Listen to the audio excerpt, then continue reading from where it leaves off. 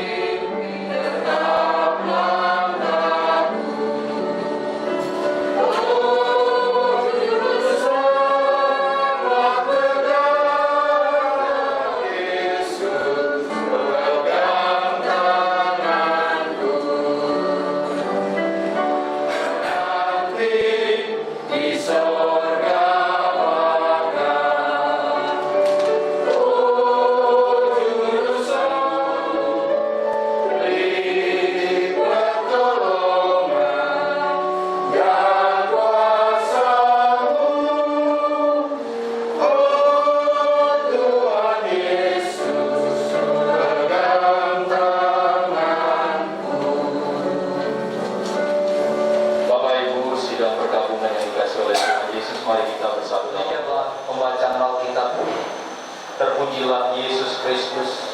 Haleluya.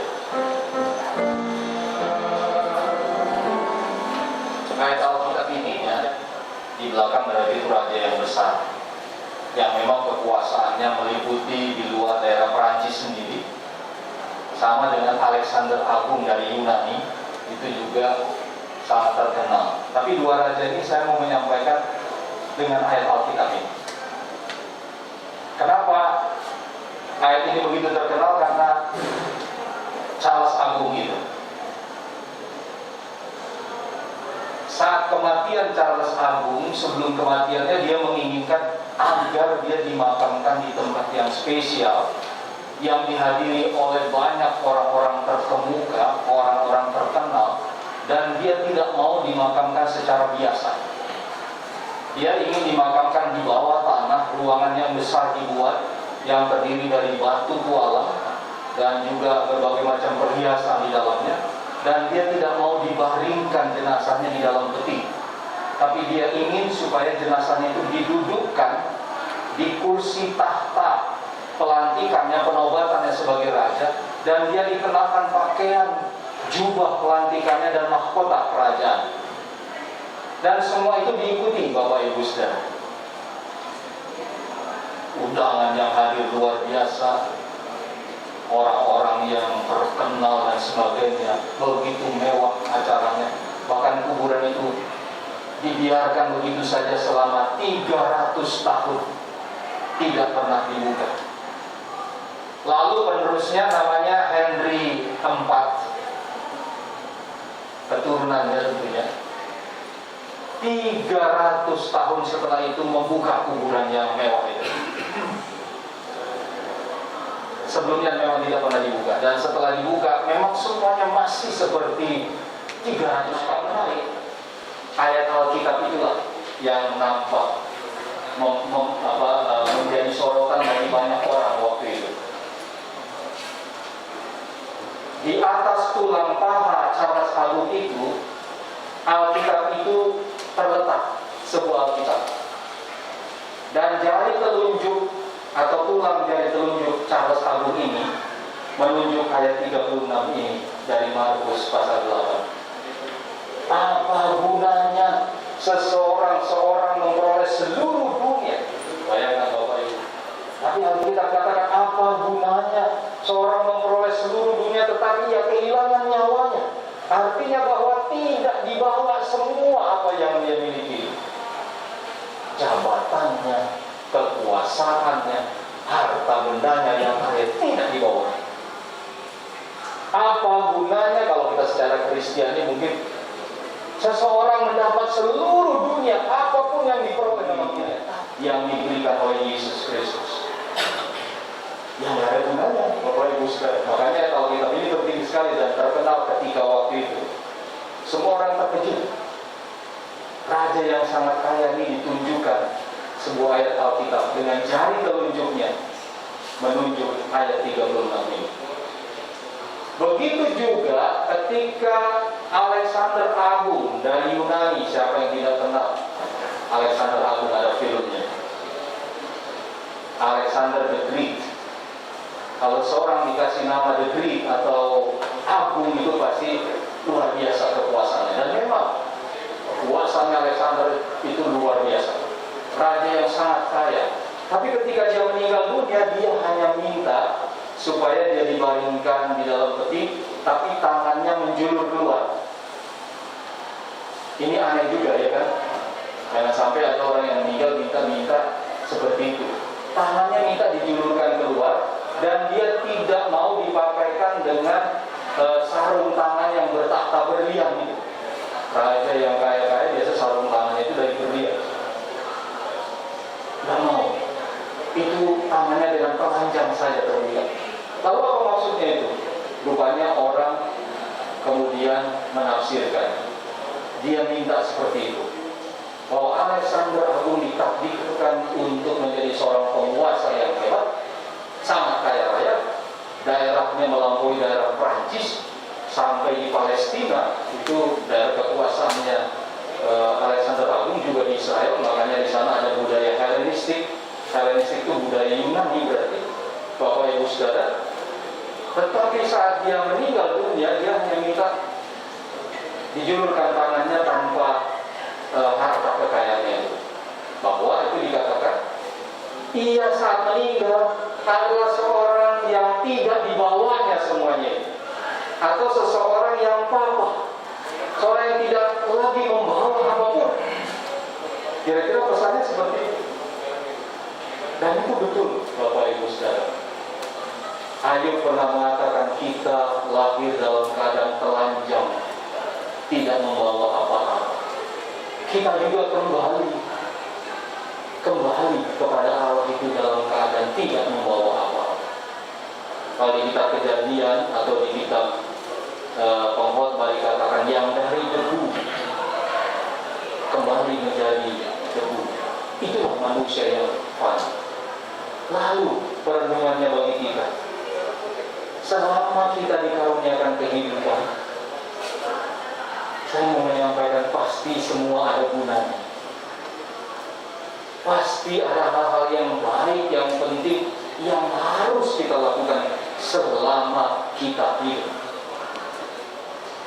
Kalau kita sudah meninggal dunia, kalau kita sudah mati, kita tidak bisa berbuat apa-apa lagi. Pemahaman Protestan seperti itu. Begitu seorang sudah meninggal, itu sudah urusan Tuhan saja. Tidak ada lagi kita mendoakan, tidak ada lagi kita, pokoknya sudah urusan Tuhan.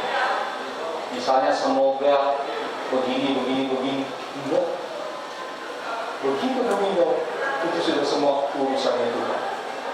Sebab itu Bapak Ibu saudara-saudaraku yang dikasihi oleh Tuhan, tentu hidup ini berguna. Ada pepatah mengatakan, harimau mati meninggalkan belangnya, gajah mati meninggalkan garingnya, manusia mati meninggalkan budi baiknya, jasa baiknya, nama baik. Kalau saya sering mengatakan dalam kedukaan, yang kita bawa itu sebenarnya cuma dua. Iman kita selama kita hidup, dan kasih yang kita taburkan. Kasih yang kita taburkan. Saya ingat ceritanya seorang tiba-tiba disampaikan oleh Pak Peter Sausilawane, kita boleh hadir memenuhi ruangan ini dengan cukup, dengan physical distancing, tapi kursi kita penuh. Ada solidaritas di situ. Ini yang kita bawa. Saya katakan cuma dua yang dibawa. Iman kita, sampai setia kita di sana, sampai setia kita meninggal dunia, kayak almarhum Bapak Martinus Latumahina, sampai mati. Dan juga kasih yang kita taburkan selama kita hidup. Itu yang kita bawa. Sebab itu Bapak Ibu Saudara, hidup ini sangat bermanfaat sebenarnya. Hidup ini sangat berguna. Sekalipun banyak orang ya yang kadang-kadang saya katakan, saya lama di Medan, silau atau silap dengan harta dunia, dengan semua apa di dunia. Betul bahwa kita butuh uang, kita butuh materi, kita butuh segala sesuatu. Saya selalu mengatakan bahwa itu penting, tetapi bukan yang terpenting. Harus dibedakan. Kita butuh segala sesuatu, tetapi ingat bahwa yang terpenting itu sak sumber hidup yang memberikan nafas ini, bahkan yang membawa kita memberikan keselamatan kekal. Itu yang paling penting. Lalu bagaimana dengan kita? Bagaimana dengan Bapak Ibu ketika kita masih menjalani hidup ini? Kita masih diberi kesempatan untuk menjalani kehidupan. Kita masih dituntun Tuhan untuk menjalani kehidupan dengan dinamikanya di masa pandemi. Tadi saya baca lagi sebuah postingan di Eropa, sudah meningkat lagi apa yang disebut dengan gelombang ketiga, dan lebih parah lagi. Karena disebutkan juga flu Spanyol yang terjadi beberapa waktu tahun lalu. Bapak Ibu Saudara adalah menuju ke sana. Orang bilang kita menuju kemana? Orang Kristen itu menuju ke rumah Bapa. Jalannya kemana? Ya ke sana. Cepat atau lambat, tua atau muda atau siapapun, harusnya berpikir, bagaimana hidup saya supaya sungguh-sungguh bisa berguna bagi Tuhan dan bagi sesama. Bagi Pak Peter, juga bagi saudara-saudara Peter dan keluarga besar Latu Madinah, juga Saud Silawane, dan semua keluarga terkait, ingatlah bahwa duka cita hanyalah sementara. Karena pada satu kali kelak, kalau kita percaya sebagai orang-orang yang percaya pada Tuhan Yesus, kita akan dikumpulkan bersama-sama dengan mereka yang meninggal di dalam Tuhan. Jadi perpisahan itu bukanlah perpisahan selama-lamanya. Bagi orang Kristen, satu kali kelak kita akan face to face, muka bertemu muka dengan siapapun yang telah meninggal dalam Tuhan, karena dikumpulkan oleh Allah. Sehingga kalau duka cita ini melanda, biarlah ini diterima dengan tabah, dijalani dalam bimbingan Tuhan. Tuhan memberkati kita. Amin.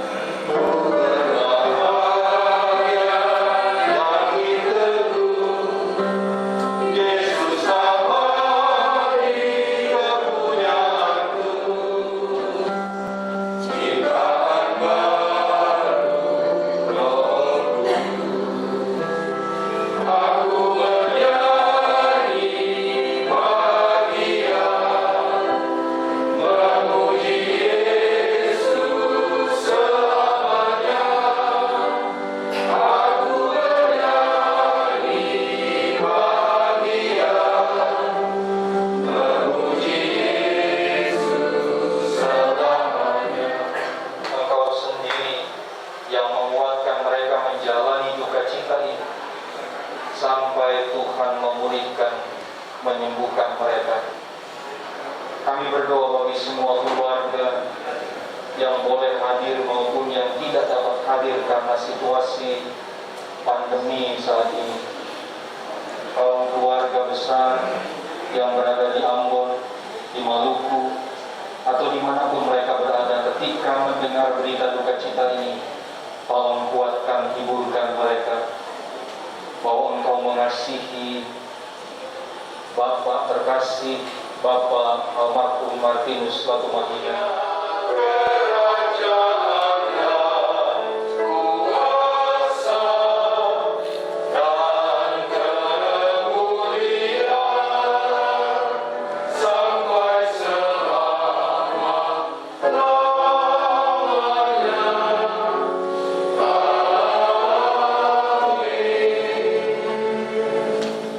Marilah kita berdiri, Bapak Ibu.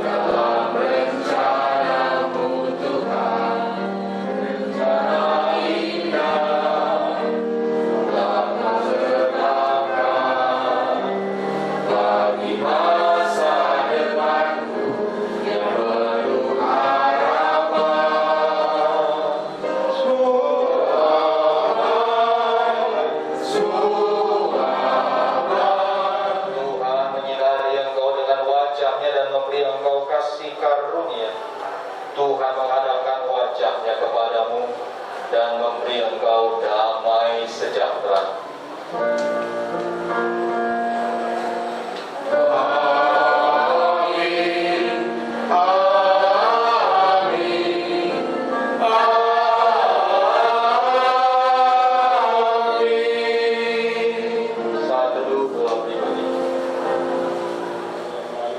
Yang